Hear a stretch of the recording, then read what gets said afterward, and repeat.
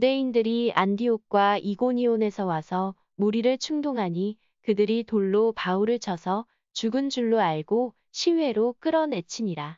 제자들이 둘러섰을 때에 바울이 일어나 그 성에 들어갔다가 이튿날 바나바와 함께 더베로 가서 복음을 그 성에서 전하여 많은 사람을 제자로 삼고 루스드라와 이고니온과 안디옥으로 돌아가서 제자들의 마음을 굳게 하여 이 믿음에 머물러 있으라 권하고, 또 우리가 하나님의 나라에 들어가려면 많은 환난을 겪어야 할 것이라 하고, 각 교회에서 장로들을 택하여 금식 기도하며 그들이 믿는 주께 그들을 위탁하고 비시디아 가운데로 지나서 밤빌리아에 이르러 말씀을 버가에서 전하고 아달리아로 내려가서 거기서 배 타고 안디옥에 이르니, 이곳은 두 사도가 이룬 그 일을 위하여 전에 하나님의 은혜에 부탁하던 곳이라.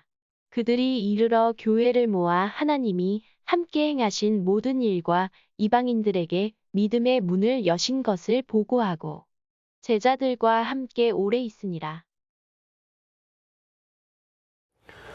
수요 울림예배 오신 여러분들 환영합니다. 오늘은 지난주에 이어서 사도행전 14장 19절에서 28절의 말씀을 통해서 여러분과 은혜의 말씀을 나누도록 하겠습니다. 여러분, 참 날씨가 많이 더워요. 그래서 더위를 먹으면 안 된다라고 그렇게 안부의 문자들이 옵니다. 그리고 여러분, 우리는 그 더위를 먹는 것이 아니라 하나님의 은혜를 먹고 승리하는 그러한 날들이 되어졌으면 좋겠습니다.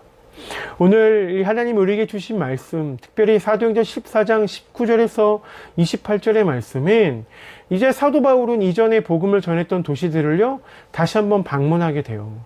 제자들과 교회를 굳건히 세웁니다. 그리고는 안디옥으로 돌아와 하나님께서 하신 일들을 보고하는 내용이 오늘 우리가 읽었던 본문의 말씀입니다. 특별히 19절의 말씀에 보면 이렇게 나와 있어요. 유대인들이 안디옥과 이고니온에서 와서 무리를 충돌하니 그들이 돌로 바울을 쳐서 죽은 줄 알고 시외로 끌어내치니라 라고 말씀하고 있습니다. 여러분, 불과 며칠 전 루스드라 사람들은요 바울과 바나바를 신으로 추앙하며 제물을 드리려고 했습니다. 근데 이제는요 돌로 쳐서 죽이려고 하고 있는 것이에요. 지금도 악한 세력은 때로는 우리를 우쭐하게 하고 때로는 우리를 우울하게 만들어 주의 시선에서 멀어지고 주의 사명에서 떠나게 합니다. 여러분, 그러니 우리의 신뢰를 변덕스러운 사람에게 맡기는 것이 아니라 변함없으신 하나님께 우리의 주파수를 고정해야 된다는 것입니다. 20절과 21절에 보면 돌에 맞아 성 밖에 버려진 바울은 마치 죽은 자가 부활하듯 일어나서 다시 성으로 들어갑니다. 유대인들의 유업은 여전했어요. 그러나 이 전도의 사명을 위해 자신이 사명에 이르는 상황을 두려워하지 않았다라는 것입니다. 생명을 아끼지 않는 복음 전도에 많은 사람들이 제자가 되었다라는 것이죠. 사명을 위해 사력을 다하는 곳에 생명의 역사가 일어날 수밖에 없는 것입니다. 오늘 이 바울의 모습을 통해서 오늘 우리가 배우는 것이 있습니다. 그것은 복음을 가지고 그 땅 가운데에 갔을 때 그곳에서 그 복음을 가지고 승리하자라는 것이죠. 그래서 21절과 23절의 말씀에 보면 여러분, 바울의 관심은 복음을 들은 이들이 자신의 가르침을 추종하거나 또한 자신의 충실한 후견인이 되는 것이 아니었습니다. 오히려 그들을 온전히 자라서 어떤 유혹과 미혹에도 흔들리지 않는 데 있었습니다. 이를 위해 그간 복음을 전했던 곳을 다시 방문하여 제자들의 마음을 위로하고 믿음을 독려합니다. 또 지도자들을 세워 지속적으로 양육하고 그들을 위한 기도도 잊지 않았다라는 것이에요. 양육과 위임, 그리고 기도라는 이 바울의 사역의 원리가 우리 공동체에 어떻게 적용되고 있는지 좀 생각해 봐야 합니다. 이 사역의 원리가 여러분 가정 안에서, 아니면 여러분 공동체 안에서, 아니면 우리 교회 안에서 어떻게 작용되고 있는지 한번 돌아봐야 된다는 것이죠. 선교지를 다시 방문한 바울이 재차 강조한 것은 여러분 무엇입니까? 바로 하나님 나라 복음이었어요. 또 그 나라의 백성으로서 이 땅에 사는 제자들의 삶의 양태는 고난임을 분명히 가르칩니다. 복음대로 살고 주의 나라를 소망할수록 세상 문화 속에서 숨쉬며 사는 것이 불편하고 힘겨울 수밖에 없다는 것입니다.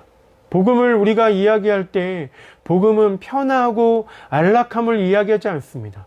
우리가 복음대로 살아가는 건 죄인일 수밖에 없는 하나님께서 우리를 구원하시고 그 구원의 도구로 우리를 사용하시되 우리에게 복음을 허락하셨다는 것이에요. 그렇기 때문에 죽을 수밖에 없는 우리가 하나님의 복음을 전할 때 어떠한 불편함이 있을 수밖에 없다는 것이죠. 그러나 그 불편함을 이겨내는 것, 그것이 바로 하나님 나라의 소망을 갖고 살아가는 우리들의 모습이어야 된다는 것입니다. 여러분, 우리의 소망은 주님께 있습니다. 다른 세상에 있는 것이 아니라 주님께 있음을 여러분 기억하는 은혜가 있었으면 좋겠습니다. 그래서 24절과 28절에 보면 1차 전도여행을 마치고 돌아온 두 전도자는 하나님이 하신 일을 보고합니다. 그리고 많은 환난 중에도 복음의 전파를 위해 역사하여 이방인들에게 믿음의 문을 여신 하나님만을 높여드립니다. 복음을 나타내는 자로 살았던 일상에서 주님이 베푸신 은혜의 역사를 서로 나누며 기쁨을 공유하는 믿음의 공동체 되어졌으면 좋겠습니다. 여러분, 복음은요, 자기의 만족이기보다는 여러분, 이 복음을 통해서 하나님이 우리에게 주신 은혜들을 다시 한번 기억하고 이 은혜의 역사를 나누며 기뻐하는 삶의 자리였으면 좋겠습니다. 오늘 사도 바울이 1차 그 전도여행을 마치고 돌아와서 하나님께서 하신 일들을 보고하고 있는 것은 특별히 그들에게 절망적인 상황들을 이야기하지 않습니다. 이방인들에게 복음을 전함으로 하나님을 높였다라는 것을 이야기합니다. 우리의 복음은 기쁨이고 우리의 복음은 소망입니다. 그리고 그 복음의 역사를 나눌 때 우리 안에 기쁨이 올 줄 압니다. 여러분, 사도 바울의 이 모습처럼 하나님의 은혜를 기억하고 하나님께 한 발 더 나아가는 저와 여러분 되어줬으면 좋겠습니다. 날씨는 많이 덥고 또 코로나19의 단계가 4단계로 접어들어서 참 불편함들이 많이 있습니다. 이 불편함 속에서 우리는 어떻게 살아가야 될 것인가에 대한 물음이 우리한테 계속 도전으로 다가올 수밖에 없는 시대에 우리는 살고 있는 것이죠. 그러나 여러분, 중요한 것은 그러한 시대에 살고 있음에도 불구하고 우리가 복음 전도자로서의 삶을 잘 살아내자라는 것입니다. 그리고 그 복음 전도자로서의 은혜를 나누고 기쁨을 공유하는 은혜가 있었으면 좋겠다는 것이에요. 이번 이 한 주간도 그러한 삶의 은혜가 있기를 소원합니다. 기도하겠습니다. 하나님, 감사합니다. 오늘 우리에게 사도 바울의 복음의 역사를 듣게 하시니 감사합니다. 하나님, 사도 바울에게 말씀하고 이야기하는 이 복음을 우리가 가슴에 잘 새겨 복음의 역사를 이루는 믿음의 사람들 되어질 수 있도록 인도하시고 한길 공동체 되어질 수 있도록 주님 함께하여 주시옵소서. 하나님, 믿음을 공유하는 것이 우리 안에 소망인 것을 다시 한번 고백하며 이 모든 말씀 예수님의 이름으로 기도합니다. 아멘. 여러분, 수요 올림 예배 마쳤고 여러분, 이번 주에 여러분에게 문자로 이번 주 예배 상황에 대해서 보내드리도록 하겠습니다. 숙지하셨다가 이번 주 예배에 차질 없으셨으면 좋겠습니다. 여러분, 감사하고요.